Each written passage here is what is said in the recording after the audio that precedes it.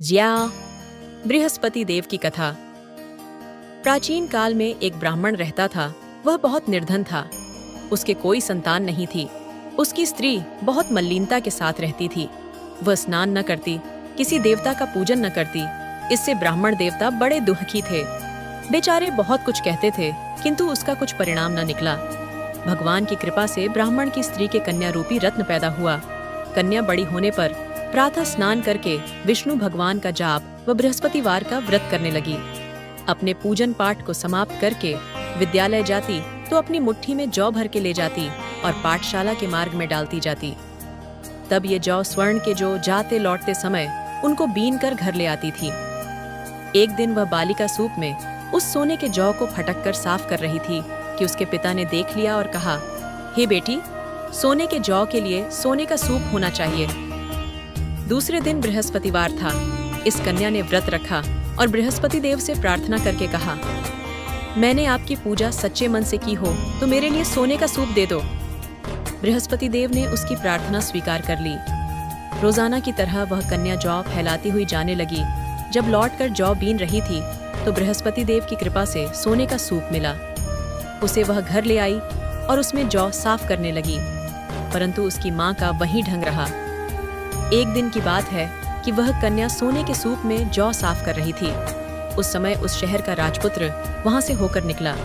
इस कन्या के रूप और कार्य को देखकर मोहित हो गया तथा अपने घर आकर भोजन तथा जल त्याग कर उदास होकर लेट गया। राजा को इस बात का पता लगा तो अपने प्रधानमंत्री के साथ उसके पास गए और बोले, हे बेटा, तुम्हें किस बात का कष्ट है? किसी ने अपमान किया है अथवा और कारण हो सो कहो। मैं वही कार्य करूंगा जिससे तुम्हें प्रसन्नता हो। अपने पिता की राजकुमार ने बातें सुनी तो वह बोला, मुझे आपकी कृपा से किसी बात का दुख नहीं है। किसी ने मेरा अपमान नहीं किया है, परंतु मैं उस लड़की से विवाह करना चाहता हूँ जो सोने के सूप में जौ साफ कर रही थी। ये सुनकर राजा आश्चर्य में पड़ा और बोला, हे बेटा, इस तरह की कन्या का पता तुम ही लगाओ। मैं उसके साथ तेरा विवाह अवश्य ही करवा दूंगा। राजकुमार ने उस लड़की के घर का पता बतलाया। तब मंत्री उस लड़की के घर गए और ब्राह्मण देवता को सभी हाल बतलाया।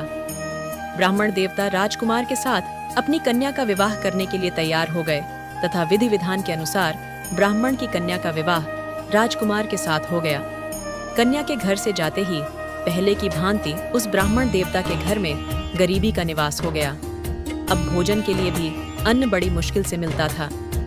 एक दिन दुखी होकर ब्राह्मण देवता अपनी पुत्री के पास गए। बेटी ने पिता की दुख की अवस्था को देखा और अपनी माँ का हाल पूछा। तब ब्राह्मण ने सभी हाल कहा।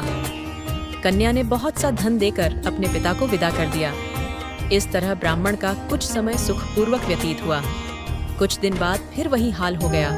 ब्राह्मण फिर अपनी कन्या के यहाँ गया और सारा हाल कहा तो लड़की बोली, हे पिताजी, आप माताजी को यहाँ लिवा लाओ। मैं उसे विधि बता दूंगी जिससे गरीबी दूर हो जाए। वह ब्राह्मण देवता अपनी स्त्री को साथ लेकर पहुंचे तो अपनी माँ को समझाने लगी, हे माँ, तुम प्रातःकाल प्रथम स्नानादि करके विष्णु भगवान का पूजन करो तो सब दरिद्रता दूर हो जावेगी। परंतु उसकी मांग ने एक भी बात नहीं मानी और प्रातःकाल उठकर अपनी पुत्री के बच्चों की जूठन को खा लिया। इससे उसकी पुत्री को भी बहुत गुस्सा आया और एक रात को कोठरी से सभी सामान निकाल दिया और अपनी माँ को उसमें बंद कर दिया। प्रातःकाल उसे निकाला तथा स्नानादि करा के पाठ करवाया तो उसकी माँ की बुद्धि ठीक हो गई और फिर प्रत्येक बृहस्पतिवार को व्रत रखने लगी।